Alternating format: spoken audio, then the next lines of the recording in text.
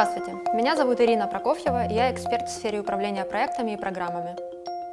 Проекты и управление проектами. Задумывались ли вы когда-нибудь, сколько в вашей жизни проектов? Написание сочинения в школе, поиск работы, покупка машины, ремонт в квартире – все это можно описать как проект. Чтобы понять, что такое проект, важно провести для себя границу между проектом и процессом. Процесс – это повторяемая задача или операции, которые приносят ожидаемый результат. Примером процесса может быть утренняя пробежка, управление командой, печать баннера.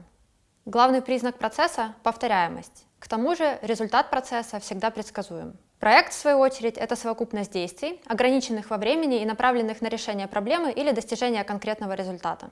Каковы основные признаки проекта? Проект – это временная система. У него всегда есть точка начала и точка конца.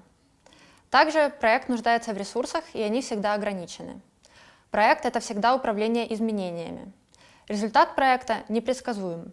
Также проект не повторяется после своего завершения. Когда он заканчивается, может начаться новый проект. Также важно отметить, что проект всегда имеет высокую степень неопределенности, хотя и состоит из процессов, заранее известных.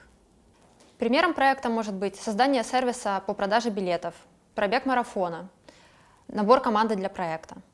Логику проектного подхода хорошо описывает так называемый треугольник проекта или треугольник проектного менеджмента. Он состоит из трех основных граней. Время, которое в проекте всегда ограничено, кост или ресурсы, даже если это человеческие ресурсы, они всегда имеют денежное выражение, и scope, то есть содержание проекта, все его наполнение, задачи и компоненты, сами активности проекта. Также у треугольника есть четвертая невидимая грань – качество. Не всегда мы заранее обозначаем параметры качества для нашего проекта, но так или иначе результат проекта оцениваем в том числе и по этому критерию.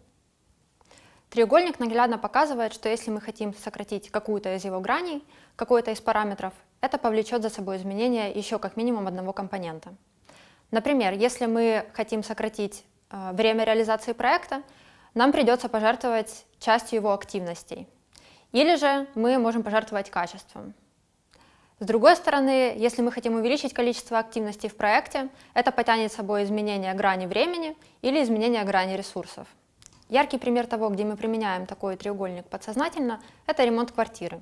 Мы не можем сделать его одновременно быстро, дешево и качественно. Если хотим увеличить качество, приходится увеличивать бюджет или время. Треугольник проекта хорошо показывает существующие в нем ограничения. Управление такими ограничениями для достижения результата и есть основная задача проектного менеджера.